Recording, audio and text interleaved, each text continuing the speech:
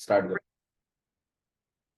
देखो भाई, जो आपका चैप्टर कौन सा है? 12 है शायद, ये चैप्टर 13 है। पुरानी बुक में कौन सा है? नई में 12 है ना? नई के हिसाब से देख रहे हैं भाई, चैप्टर नंबर 12 नई बुक के हिसाब से देखिए। चैप्टर का नाम है surface area and volume. One of the easiest chapter है, आपको फुल मार्क्स देके जाता है, जैसे ट्रिग्नो है, एप्लीकेशन ऑफ ट्रिग्नो, सेम उसी तर्ज पे है। Area, surface area and volume real life based है, तो समझ में ज्यादा आता है प्रैक्टिकली। मतलब प्रैक्टिकल है ना थोड़ा सा मामला, तो आपको समझ में आ जाएगा।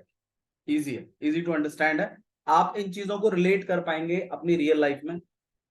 नेक्स्ट जो है इसमें ये है कि भाई यही चैप्टर आपकी क्लास 9th में भी था, सरफेस एरिया वॉल्यूम। ठीक है, उस टाइम पर भी सरफेस एरिया वॉल्यूम था, और आपको यही चैप्टर इन्होंने 10th क्लास में भी दिया है, सरफेस एरिया वॉल्यूम। तो नेक्स्ट इंपॉर्टेंट चीज की दोनों में फर्क क्या है, 9th वाले में और 10th वाले में फर्क क्या भी है। तो 9th वाले को थोड़ा सा देख लेते हैं, फिर 10th वाले को समझेंगे, और फिर ये भी देखेंगे कि किस तरीके से अलग। अच्छा, क्लास 9th का जब आपने पढ़ा था सरफेस एरिया वॉल्यूम, तो आपकी जो शुरुआत हुई थी वो शुरुआत हुई थी कि दो तरीके के शेप्स होते हैं आपके पास, है ना? फिगर्स जो है वो दो तरीके के हैं। फिगर्स बेसिकली दो तरीके के हैं। एक है आपके पास 2D फिगर्स, और एक था आपके पास 3D फिगर। कुछ ऐसा हमने पढ़ा था। 2D फिगर्स क्या होते हैं गर्वित? 2 डायमेंशनल तो होते हैं, मतलब होते क्या? बिल्कुल, जिनको सिर्फ पेपर पे ड्रॉ किया जा सकता है। वास्तविक दुनिया में आपको ये नहीं दिखाई देंगे, सिर्फ पेपर पे ड्रॉ किया जा सकता है। कितना निकम्मा है। आज तो वहां गया था भैया, पेपर था तेरा, फिर आज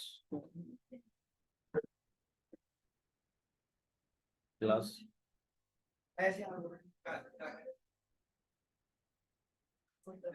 2D फिगर्स प्लीज गौर करें। तो 2D फिगर्स वो फिगर्स हैं जिनको आप किसी कॉपी पे, कहीं बोर्ड पे ड्रॉ कर सकते हैं।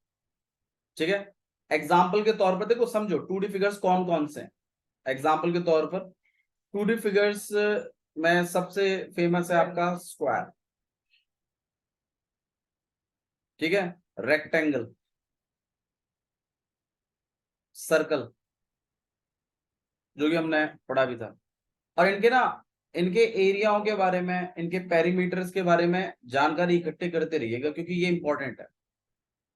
स्क्वायर की बात करूं तो इस तरीके का दिखता है, चारों साइड आपस में कैसी होती हैं? इक्वल होती हैं। अब इसका पेरीमीटर निकालना और इसका एरिया निकालना। पेरीमीटर क्या होता है? Any idea? पेरीमीटर क्या होता है? अच्छा, पेरीमीटर क्या होता है? नहीं, बाउंड्रीज का लेंथ का प्लस टोटल। फॉर एग्जाम्पल, जैसे मान लीजिए ये एक स्क्वायर है, और ये 2 सेंटीमीटर का है, इधर भी 2 सेंटीमीटर है, इधर भी 2 सेंटीमीटर है, और इधर भी 2 सेंटीमीटर। भाई नहीं पता है तो जस्ट रेज योर हैंड, भैया इसको एक्सप्लेन कर दो, मैं बता दूंगा, मुझे कोई दिक्कत नहीं। आप बैठे मत रहिए, नहीं पता है तो बिंदास पूछो। अभी पूछने का टाइम है, आप पूछ सकते हैं, मैं पढ़ा रहा हूं अभी। अभी रिवीजन नहीं चल रहा है, मैं पढ़ा रहा हूँ ना आपको एक नया चैप्टर, तो आप पूछ सकते हैं, बिल्कुल अलाउड है। यही तो फर्क है रिवीजन में और पढ़ाने में। रिवीजन जब चलता है तो आप, मतलब आप जब ऐसा पूछोगे ना पेरीमीटर क्या होता है, तो वो वहां पे लाफिंग पॉइंट है वो। पर जब मैं पढ़ा रहा हूं आपको, तो मैं ये प्रिज्यूम करके चल रहा हूँ कि आपको कुछ नहीं आता। अब आप पूछते चलिए ना जो जो चीजें आपके लिए नहीं चल रही हैं। फिगर्स थे कितने तरीके के पढ़े? 2D और 3D। 2D जो होते हैं ये पेपर पर ड्रॉ होते हैं, शीट्स पर ड्रॉ होते हैं। इसके फिर मैंने कुछ एग्जांपल्स लिए, जैसे कि स्क्वायर। स्क्वायर क्या होता था? एक ऐसा क्वाड्रिलेटरल जिसकी चारों साइडें क्या होती हैं? इक्वल होती हैं। फिर मैंने बोला कि हर 2D फिगर में दो चीजों पर जरूर बात करिएगा, एक करेंगे आप पेरीमीटर, दूसरा बात करेंगे आप एरिया। अब पेरीमीटर मैंने आपसे पूछा क्या होता है, तो पेरीमीटर का मतलब होता है बाउंड्रीज का टोटल। अब आप बताइए इसका पेरीमीटर कितना होगा? 2 + 2 + 2 + 2 कितना हो गया? 8। तो कहीं ना कहीं स्क्वायर का पेरीमीटर का फॉर्मूला होता है 4a, जहां a क्या है? साइड है। फॉर एग्जाम्पल जैसे मान लीजिए कल को मैं थोड़ा सा बड़ा स्क्वायर बना दूं और इसकी यहाँ पे 5, यहाँ 5, यहाँ पे 5 और ये भी 5। हाँ जी, अंदर क्या लिया? अंदर है। अच्छा लिख दिया अंदर तो अंदर हो गया ऊपर। ऐसे तो फिर ये बाहर का लिया है। अब फिर इसके लिए तो भाई यहाँ लिखना पड़ेगा 5। लाइन की बात हो रही है अब तो, कोई बात नहीं। ठीक है, तो कहीं भी लिख सकते हैं। रिप्रेजेंट वो इसको कर रहा है, ये लाइन को कर रहा है। तो ये 5 है, ये 5 है, ये 5 है और ये अच्छा 55 नहीं है। ठीक है, स्क्वायर है ना, तो चारों साइड आपस में कैसी होंगी? इक्वल। इसका पेरीमीटर बता दीजिए मुझे कितना हुआ। आंसर है 20। मतलब पेरीमीटर जो डील करता है, it is dealing with the boundaries. अगर आपके पास कोई खेत है और अगर आपको फेंसिंग करनी है या मैंडो को देखना है, तो आप किसके साथ डील कर रहे हैं? आप पेरीमीटर डील, ये समझो। और अगर आप उसके अंदर कुछ बोना चाहते हो और फिर उसके अंदर वाली मिट्टी की बात कर रहे हैं, तो आप किसके साथ डीलिंग कर रहे हैं? एरिया। एरिया एक सरफेस होता है, एक सतह। It is a surface inside the boundary. Boundaries के अंदर वाले सरफेस को, बाउंड्री के अंदर वाले सरफेस को क्या कहते हैं? एरिया। समझ में आ रहा है? ठीक है, तो ये वाला जो जगह होगा, ये टोटल, ये जगह, इसको क्या कहेंगे हम? एरिया। मतलब खेत में जो न्यार, जो मतलब जो भी फसल आप बोते हो, वो कहाँ बोती है? एरिया। जो मैंड होती है वो क्या है? Boundary, perimeter. वो क्या है आपके पास? पेरीमीटर। आ गया होगा समझ में? अगर आपको फेंसिंग करनी है तो एरिया पे फेंसिंग होगी या बाउंड्री पे फेंसिंग होगी? गर्वित एरिया पे करते हैं। ठीक है, तो बाउंड्री के साथ डीलिंग करेंगे तो आप मतलब पेरीमीटर चाहिए। अंदर अगर उस सतह के अंदर की बात करेंगे तो हमें क्या चाहिए? एरिया। कोई इशू है तो बताइए इसको। ठीक है, अच्छा जी, स्क्वायर की टोटल बाउंड्रीज अगर निकालनी है तो फॉर्मूला क्या है? यहां पर ए क्या है ये बता दीजिए। ए स्क्वायर की एक साइड है। किसी को इशू है? श्योर, ठीक है, चलिए आगे बढ़ाते हैं। एरिया मतलब अगर मुझे इसके अंदर का एरिया निकालना है तो आपके लिए फॉर्मूला होता है ए स्क्वायर। ए क्या है भाई? साइड। तो आप ये बता दीजिए इस छोटे वाले स्क्वायर का एरिया कितना होगा? कर दीजिए 4 सेंटीमीटर स्क्वायर। अच्छा जी, इस बड़े वाले का कितना होगा? 5 × 5 कितना हो जाएगा आपके पास? 25 सेंटीमीटर स्क्वायर। जो भी है, सेंटीमीटर मीटर whatever। तो मतलब ये है कि आपको स्क्वायर, स्क्वायर कैसा शेप है? 2D है 3D है? 2D। स्क्वायर कैसा शेप है? 2D। और 2D शेप में आप मतलब सबसे पहला फिगर आपने पढ़ा है स्क्वायर। स्क्वायर का आपको पेरीमीटर निकालना भी आ गया। फॉर्मूला क्या है पेरीमीटर का? 4 है। ध्यान रखिएगा, मैं 9th क्लास का भी सरफेस एरिया में पढ़ा रहा हूं। हाँ जी, तो स्क्वायर का पेरीमीटर क्या है? 4A। पेरीमीटर का मतलब क्या होता है? बाउंड्रीज का प्लस। सही है, ठीक है। अच्छा जी, और स्क्वायर का एरिया का फॉर्मूला क्या होता है? ए स्क्वायर। एक बहुत ही जबरदस्त एक फॉर्मूला है, उस पर उस पर भी एक डिस्कशन कर लेते हैं। जैसे मान लीजिए ये स्क्वायर है, इसकी साइडों को ए बुलाया जाता है। क्या बुलाते हैं इसको? ए। इसके पेरीमीटर का फॉर्मूला क्या है? बहुत बढ़िया। इन बातों को ध्यान रखिएगा, ये काम आएंगे आगे चल। जो आपके वो 1 से लेकर 20 तक जो एक एक नंबर वाले क्वेश्चन है ना, जो होते नहीं है इजीली, उनमें ये सब चीजें बड़ी यूज होती हैं। वो सारे सारे बेसिक्स पे होते हैं। तो आप जितना पढ़ो किसी चैप्टर के बेसिक को, उतना बढ़िया। अच्छा, एरिया का फॉर्मूला क्या है? ए स्क्वायर। डन। अच्छा जी, नेक्स्ट। अगर आपको ये डायगोनल निकालना है तो डायगोनल, तो इसका भी अपना एक फॉर्मूला होता है। बताना क्या कुछ? डायगोनल का फॉर्मूला होता है और इस पर क्वेश्चंस पूछते हैं वो। डायगोनल। हालांकि ये पीजीटी के थ्रू भी निकल सकता है, क्योंकि यहाँ 90 होता है।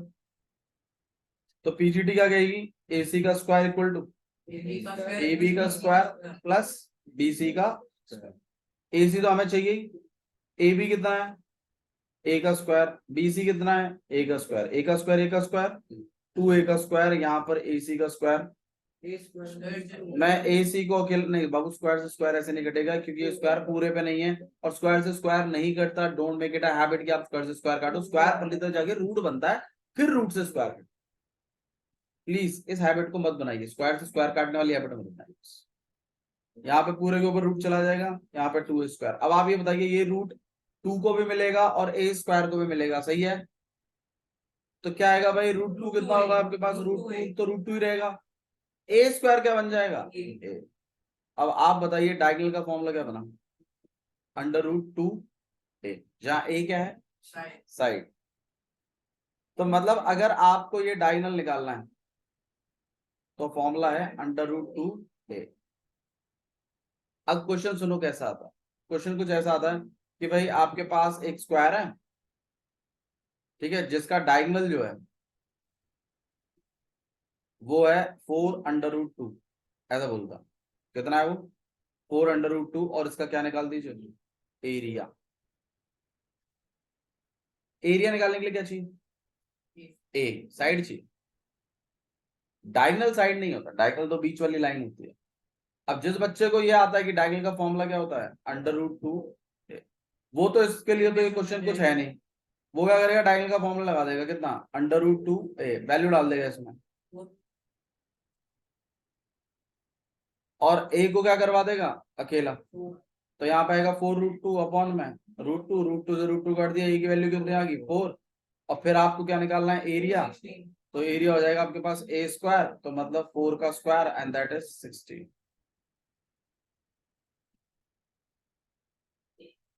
आया।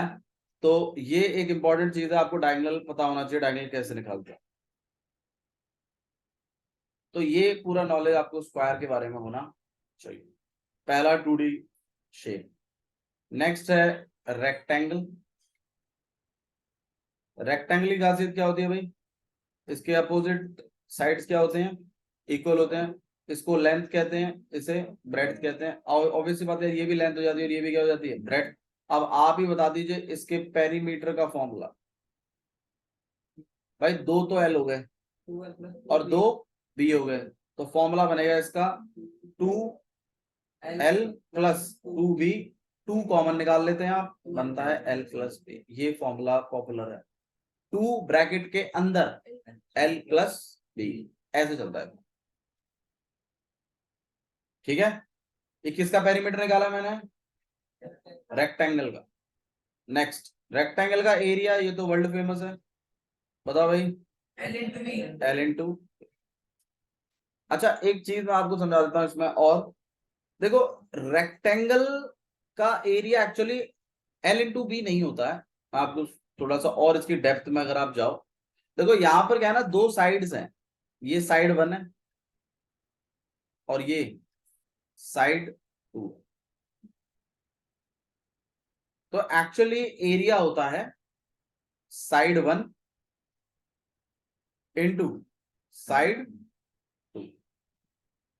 अब साइड 1 की जगह क्या लिखा हुआ है L, और साइड 2 की जगह क्या लिखा हुआ है, तो ये होता है। ऐसा वो बना देते, लेकिन इसका पीछे का प्रोसेस समझिए कि क्या है।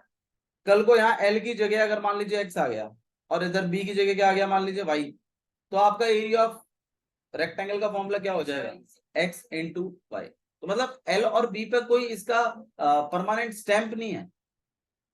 साइड 1 इंटू साइड 2 है, साइड 1 की जगह आप L चला रहे हैं, साइड 2 की जगह आप B चला रहे हैं, तो L इंटू बी आप बोल दे। ठीक है, तो कोई बात नहीं, अभी फिलहाल के लिए आप L/B ही याद रखिए, मुझे कोई दिक्कत नहीं है। डायगोनल के बारे में कोई एनी आइडिया, इसका डायगोनल चिंता मत करो, सिर्फ इतनी यही डायगोनल है, इससे ज्यादा डायगोनल नहीं आएगा तुम्हारा। तो ये इस तरीके से होगा, ये क्या रहेगा आपके पास L, ये क्या रहेगा आपके पास B। इसमें भी पीजीडी लगेगी, और क्या हो जाएगा AC का स्क्वायर इक्वल टू AB का स्क्वायर प्लस BC का स्क्वायर, AB कितना है L, BC कितना है B, और यहां पर हो गया आपके पास AC का स्क्वायर। AC को अकेला कर दिया अंडर रूट के अंदर L स्क्वायर प्लस, ये है फॉर्म।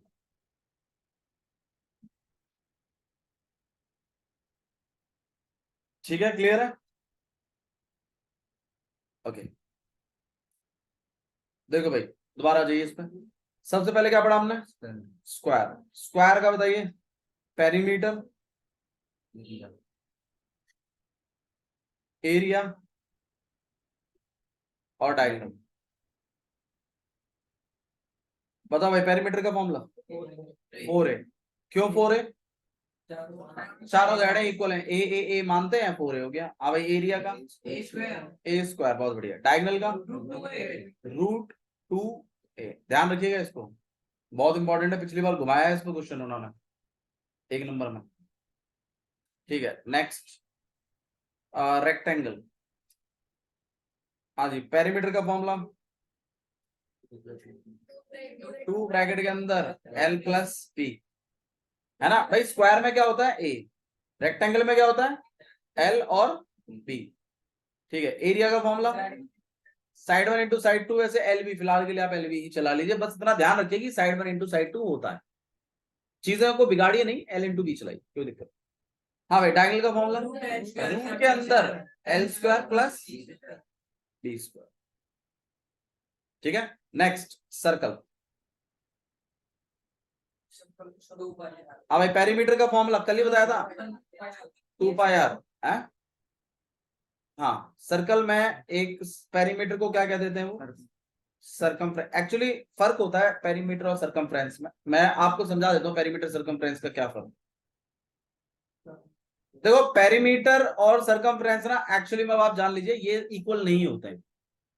पेरीमीटर अलग चीज है, सरकमफ्रेंस अलग चीज है। पेरीमीटर का मतलब क्या हो गया, बाउंड्रीज, मतलब आपका वो फिगर जिस जिस सतह जिस जिस लाइन से कवर्ड है वो सारी लाइन का प्लस, वो कहलाता है पेरीमीटर। सरकमफ्रेंस होता है कर्व पार्ट। सरकमफ्रेंस क्या होता है, कर्व पार्ट। अब दिक्कत यहां पर यह है कि सर्कल में सीधी लाइन तो कोई होती ही नहीं है, बस खाली क्या होता है, पूरा का पूरा कर्व पार्ट। तो इस केस में आपका पेरीमीटर और सरकमफ्रेंस कैसा हो जाता है, सेम हो जाता है, इक्वल हो जाता है ना, क्योंकि लाइन तो ही नहीं।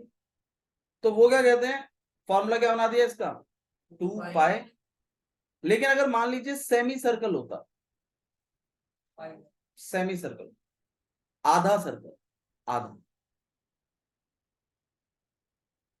तो अब आप बताइए सरकमफ्रेंस का फॉर्मूला क्या होता है। वो तो भाई पूरे का जब 2πr है तो आधे का कितना होगा, πr, तो भाई इसका फॉर्मूला होता है πr। किसके अंडर लिखा है मैंने, सेमी सर्कल।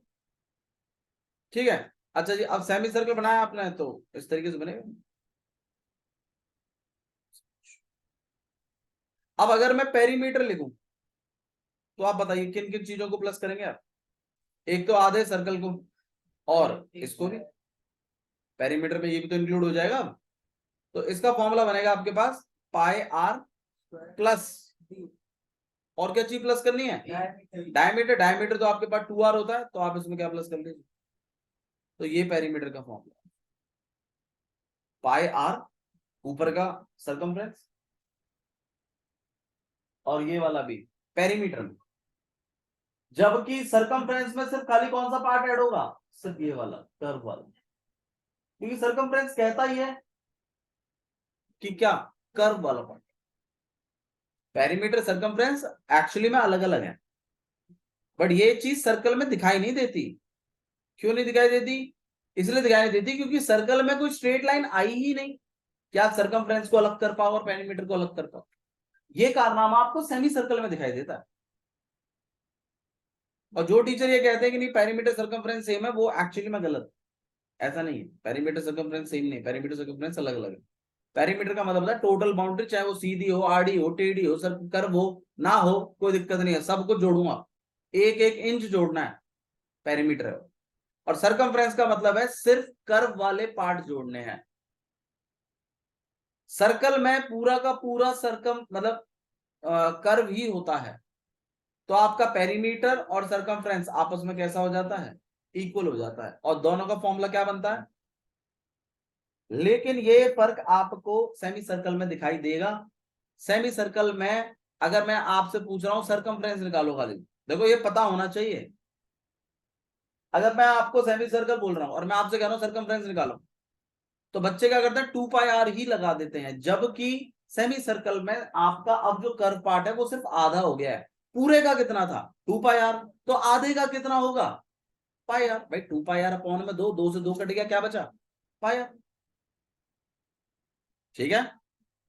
अच्छा जी, पेरीमीटर में क्या आ जाएगा, एक आप ये ऊपर का पार्ट जोड़ोगे और नीचे का रेडियस, तो फिर यहाँ पे 2r और प्लस πr, तो ये पेरीमीटर।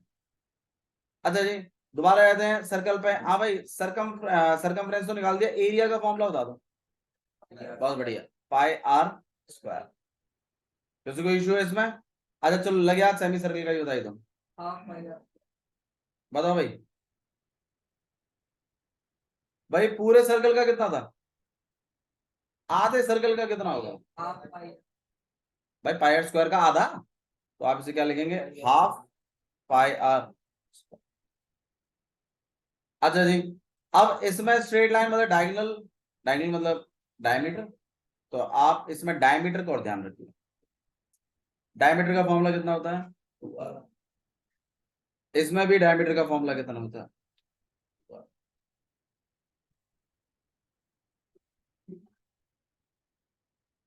समझ में आया? मैंने आपको 4 2D शेप्स बताए हैं, और ये 4 को ही ध्यान रखिए आप फिलहाल के लिए। हालांकि ट्राइंगल पे भी जिक्र कर लेते हैं, क्योंकि ट्राइंगल भी एक तरीके से क्या है, 2D शेप है। ठीक है, आइए चलिए ट्राइंगल को भी कर ही लेते हैं, क्योंकि ट्राइंगल की क्यों छोड़े फिर हमारा, हम तो 100 स्कोर लेके चल रहे हैं।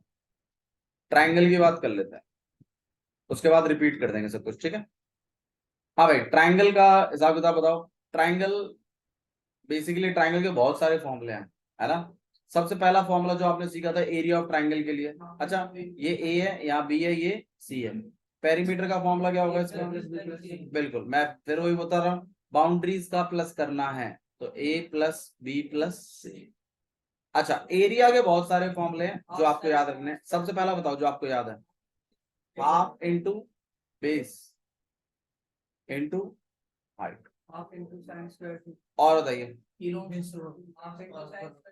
एक हीरोस फॉर्मूला भी था, हाँ कर रहे हैं इसको, s s minus a s minus b s minus c. ये कब लगाते थे भाई, जब हाइट ना गिवन हो बीच की, बल्कि तीनों साइडें दे रखी, तो इससे हम एरिया निकालते थे। यहाँ एस क्या है, सेमी पेरीमीटर कैसे कैलकुलेट करते हैं, आप पी अपॉन 2, ठीक है। A plus b plus c upon में 2, a plus b plus c p होता है पेरीमीटर, ठीक है। पी अपॉन 2 करके भी, या ए plus b plus c upon 2 करके फिर ये वाला फॉर्मूला लगा देते, तो इससे भी एरिया मिलता है, इससे भी एरिया मिलता है। हाँ जी, और कौन सा बता रहे हो, हाफ इंटू,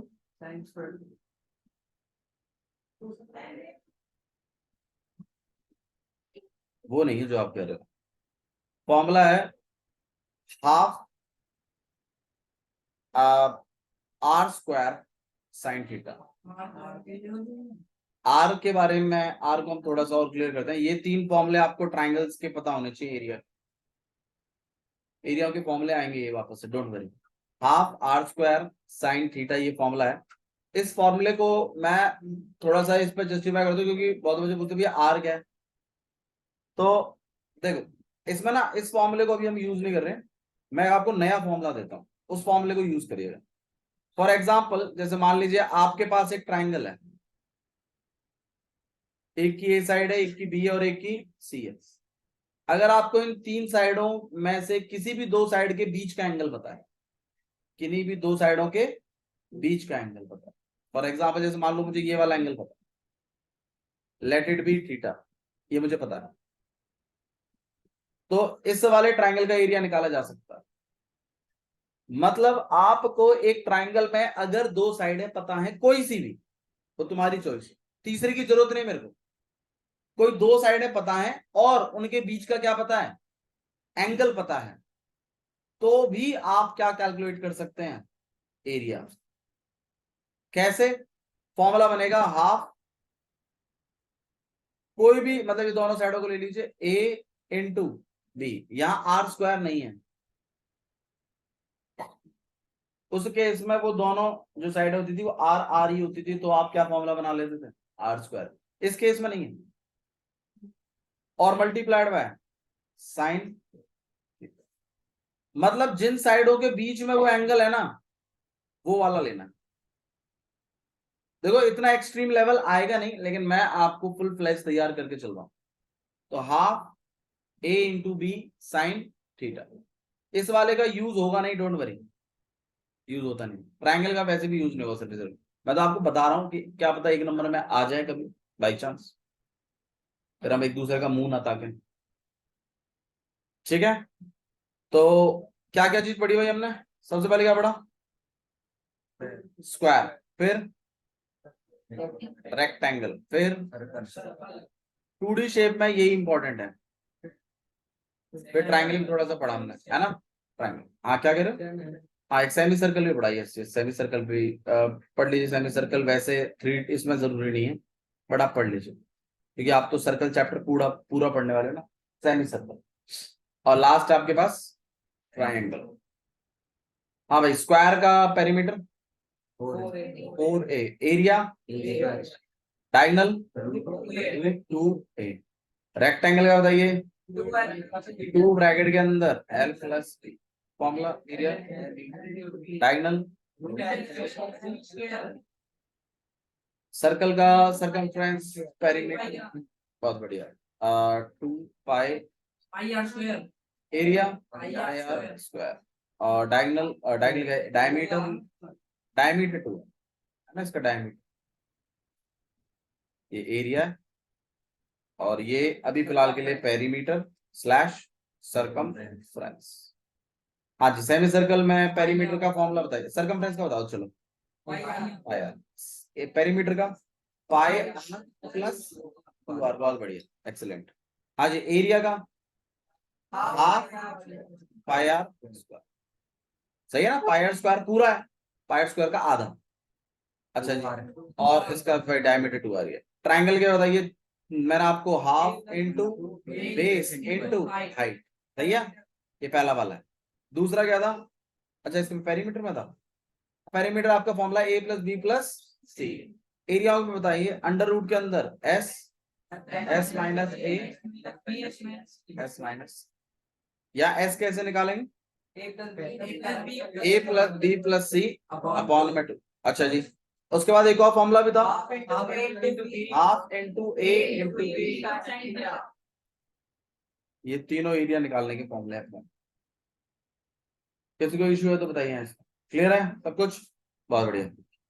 अच्छा जी, तो अब क्या हुआ ना कि हमने भाई पेपर पे बनाने शुरू कर दिए फिगर्स, और हम बहुत ही मतलब पॉपुलर हो रहे थे, हाँ भाई बनाते जा रहे थे बनाते जा रहे थे। अब मैथ्स वालों ने बोला कि यार बहुत सारे पेपर बन गए, मान लो बहुत सारे स्क्वायर बन गए, मान लो एक एक सतह पे आपने ऐसा स्क्वायर बना दिया, फिर इसी के जैसे और बना दिए, और बना दिए, और बना दिए, और फिर आपने क्या किया, लास्ट में इनको जोड़ा, तो एक इस तरीके का फिगर आपके सामने निकल के आ गया, कुछ ऐसा। मतलब एक सतह आपने आगे लगा दी, एक सतह आपने इधर लगा दी, एक इधर चिपका दिया इस साइड से, एक ऊपर से, एक पीछे से, एक नीचे से। तो मतलब कहीं ना कहीं 2D शेप्स को चिपका चिपका कर आपने कौन से शेप बनाए, 3D शेप बनाए। तो 3D ठीक है, 3 डायमेंशनल बोलने में बड़ा अच्छा लगता है, लेकिन आप इस बात को भी ठुकरा नहीं सकते कि 3D शेप जो बने हैं वो किससे बने हैं, 2D शेप से बने।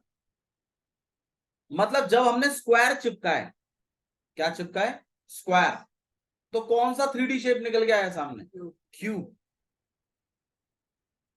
क्या निकल गया है आपके पास, क्यूब। देखो वो वाले जो आपका वो कौन सा क्यूब रहता है जो सेट करते हैं, क्या बोलते हैं, मैच नहीं कुछ बोलते हैं उसको, क्यूबिक्स, रूबिक्स। ओके, हाँ तो वो रूबिक वाला जो रहता है आपके पास, या फिर डाइस लगा लीजिए, डाइस भी बहुत अच्छा एग्जांपल है क्यूब का, या फिर ये वाला रूम ही लगा लीजिए जिसमें हम बैठे हुए, ये भी काइंड ऑफ क्यूब है अगर इस फॉल सीलिंग को थोड़ा सा ऊपर कर दूं।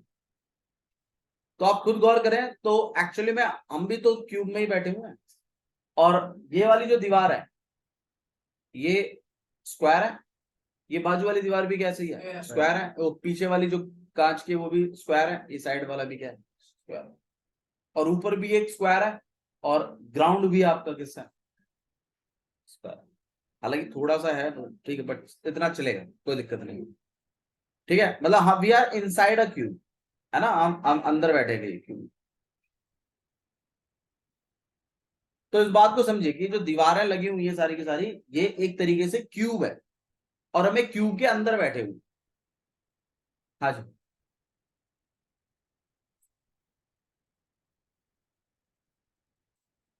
हाँ जी, हाइट नहीं होगी पूरी उसमें। भाई देखो बेसिकली देखो,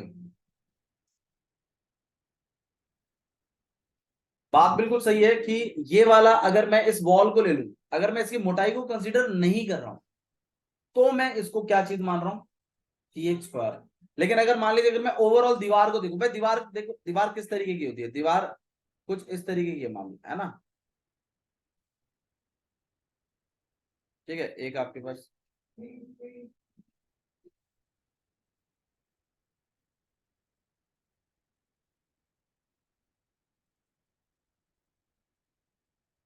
या फिर इसको भी, तो आप खुद सोचिए कि आपका जो ये दीवार है, देखो इसकी बेसिकली कुछ मोटाई होती है ना, और इसका ये जो है ये फेस है। तो अभी फिलहाल के लिए मैं पूरी दीवार को कंसीडर नहीं कर रहा हूं, मैं सिर्फ इसको कंसीडर कर रहा हूं, खाली इसकी सतह को, मैं सिर्फ इसकी फेस की बात कर रहा हूं।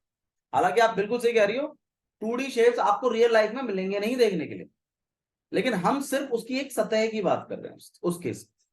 ठीक है, तो आप ओवरऑल मतलब इसको, दीवारों को मैं हालांकि बोल तो रहा हूं कि हाँ भाई ये एक तरीके से स्क्वायर से बनी हुई है, बट मैं फिलहाल के लिए इसके पूरी दीवार की मोटाई इन सबको नहीं कंसीडर कर रहा हूं, मैं उसको नेग्लिजिबल मान रहा हूं।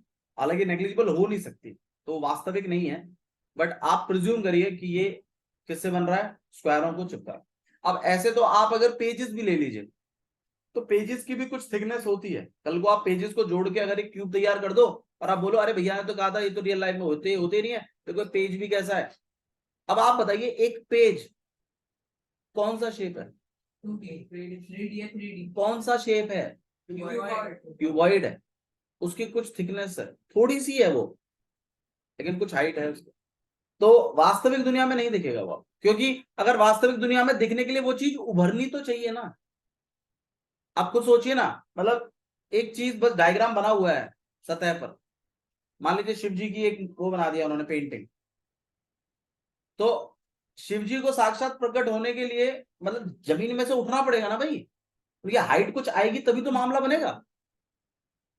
जब तक वो एक सतह पर पड़े हैं तो वो 2D शेप में, लेकिन अगर आप उनको हाइट भी दे दें तो फिर वो कैसी शेप हो जाएगी आपके पास, जैसे आप लोगों ने पता नहीं यूट्यूब पर देखा होगा, ऐसे बहुत सारे फिगर्स होते हैं जिसमें वो मतलब होते वो 2D हैं, लेकिन लगते कैसे हैं, 3D जैसे हैं। क्यों, क्योंकि उसमें वो उसकी हाइट को एक्चुअली विजिबल नहीं, मतलब आपकी आईज ऐसा देखती है उनको कि वो विजिबल है हाइट, लेकिन उस एंगल पर ही मामला। ठीक है, तो फिलहाल के लिए देखो उस पर इतना डिस्कशन मत करो, वो इतना हैवी नहीं, बस आप इतना समझिए कि सारे स्क्वायरों को जोड़कर एक शेप तैयार किया गया, क्या शेप है वो, क्यूब। तो अगर कल को मैं आपसे पूछूं हाँ भाई क्यूब कौन सी सतहों से मिलकर बना है, तो आंसर आप बताएंगे स्क्वायर से मिलकर।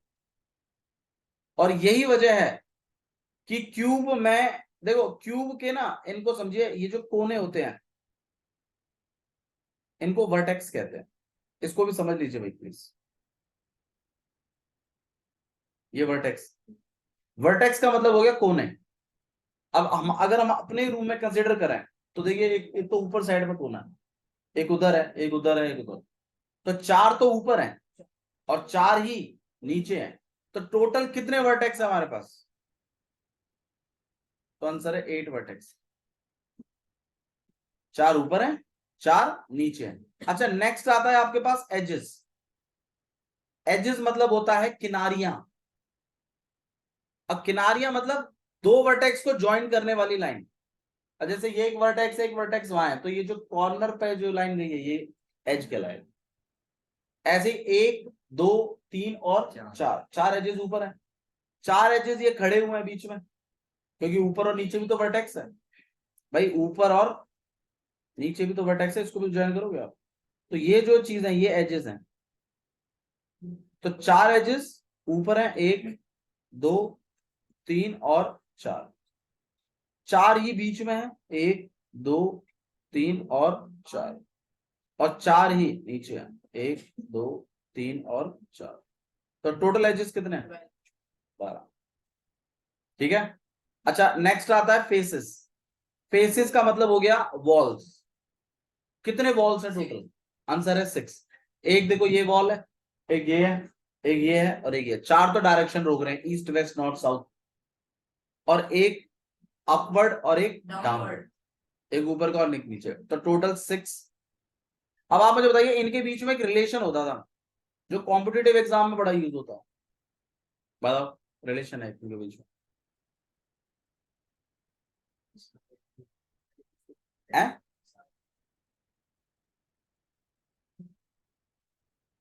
V plus F minus E हमेशा 2 देता है। वर्टेक्स प्लस फेसेस 8 प्लस 6 कितना हो गया? 14 में से 12 गए। ये एक रिलेशनशिप है जो आपको ध्यान रखना चाहिए। या आपके एनसीईआरटी में तो नहीं, बट छोटी क्लासों में है। और यकीन मानिए इस पे क्वेश्चंस आते हैं कॉम्पिटिटिव एग्जाम्स के। हर 3D फिगर मतलब दो ही है बेसिकली, क्यूब और क्यूबॉइड, क्योंकि उसके बाद तो फिर एजेस खत्म हो जाते हैं। तो फिलहाल ये है। ठीक है, काफी पूछते हैं इसमें। अच्छा जी, तो भाई मुझे एक चीज बता दो। अब क्यूब में जैसे स्क्वायर में इंपॉर्टेंट चीज क्या होती थी? साइड। रेक्टेंगल में सबसे इंपॉर्टेंट चीज क्या होती थी? लेंथ और ब्रेड्थ। सर्कल में सबसे इंपॉर्टेंट चीज क्या होती थी? उसकी रेडियस। इसी तरीके से क्यूब में सबसे इंपॉर्टेंट चीज होती है उसके एजेस। कितने एजेस है टोटल? 12 है। 4 ऊपर, 4 बीच में और 4 नीचे। और क्यूब के एजेस की खासियत है, क्योंकि वो खुद स्क्वायर से बना है, इसलिए उसके सारे एजेस इक्वल होते हैं। सारे एजेस कैसे होते हैं? इक्वल, क्योंकि वो खुद ही किससे बना हुआ है? स्क्वायर से। तो भाई एक साइड अगर मान लो इसी की बात कर रहा हूं मैं, तो इसकी एक साइड क्या है? ए ना। तो भाई ये ए है, तो ये नीचे वाला भी है, इधर बाजू वाला भी है, ऊपर वाला भी है। अब यार ये भी तो स्क्वायर था, और ये वाली दीवार तुमने ए बना दी किनारी, तो भाई ये भी ए है, ये है, वो भी ए हो जाएंगे सारे। और इसी तरीके से आपका पूरा क्यूब बराबर एजेस से मिलकर बनता है। ठीक है, क्लियर है? यहां तक समझ में आया? तो क्यूब में सबसे इंपॉर्टेंट चीज क्या है? एजेस। ये सबसे इंपॉर्टेंट चीज। ठीक है, चलो इतना ही पढ़ा रहे हैं आज।